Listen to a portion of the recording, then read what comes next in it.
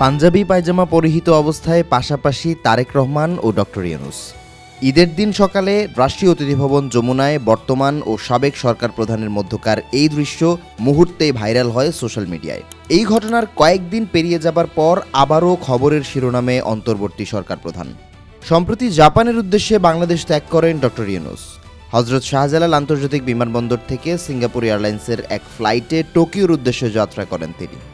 ঘনিষ্ঠ সূত্রে জানা যায়, টোকিওতে 24 থেকে 25 মার্চ অনুষ্ঠেয় একটি আন্তর্জাতিক সম্মেলনে অংশ নেবেন ডক্টর ইউনূস।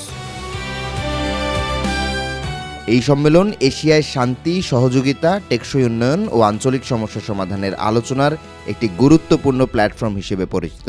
ডক্টর ইউনূসের সফর সঙ্গীদের মধ্যে রয়েছেন সাবেক এসডিজি বিষয়ক মুখ্য সমন্বয়ক লামিয়া মোর্শেদ।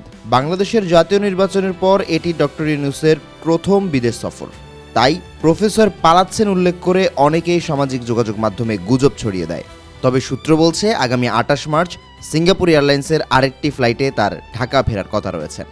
সাবেক প্রধান উপদেষ্টা যাত্রা নির্বিঘ্নে সম্পন্ন করতে অনুসরণ করা হয়েছে বিশেষ ভিআইপি প্রোটোকল। জাপানের এই সফরের কথা নিশ্চিত করা হয়েছিল আরও 2 মাস আগে। গেল জানুয়ারিতে বাংলাদেশ সফরে আসেন জাপানের প্রয়াত প্রধানমন্ত্রী শিনজো আবের স্ত্রী আকিও আবে। সে সময় যমুনায় বৈঠককালে ডক্টর ইউনূসের কাছে নির্বাচন পরবর্তী সময়ের পরিকল্পনা জানতে চান আকিও। বৈঠকে প্রধান উপদেষ্টা জানান, নির্বাচনের পর মার্চের 3য় সপ্তাহে সাসাকাওয়া ফাউন্ডেশনের আমন্ত্রণে তিনি জাপান সফর করবেন। এই ফাউন্ডেশন বিশেষত ওশিয়ান রিসার্চ নিয়ে গবেষণা করে। তিনি সেখানে একটি কনফারেন্সে যোগ দেবেন এবং এ বিষয়ে বাংলাদেশের সঙ্গে কিভাবে সমন্বয় বাড়ানো যায় তা নিয়ে কথা বলবেন। বৈঠক শেষে ফরেন সার্ভিস একাডেমিতে আয়োজিত এক প্রেস ব্রিফিংয়ে এমনটাই জানান তৎকালীন প্রধান উপদেষ্টার উপপ্রেস সচিব আবুল কালাম আজাদ মজুমদার।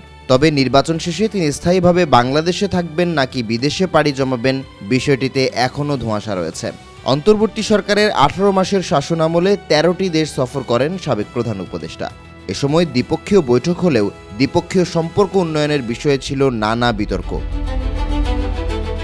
1.5 বছরের অন্তর্বর্তী সরকারকে কেউ ইতিহাসের অন্যতম সফল হিসেবে অভিহিত করেন, আবার কারো দাবি সম্পূর্ণ বিপরীত। যদিও রাষ্ট্রীয় পদে না থাকা সত্ত্বেও এখনও দেশের জন্য কাজ করে যাচ্ছেন প্রফেসর।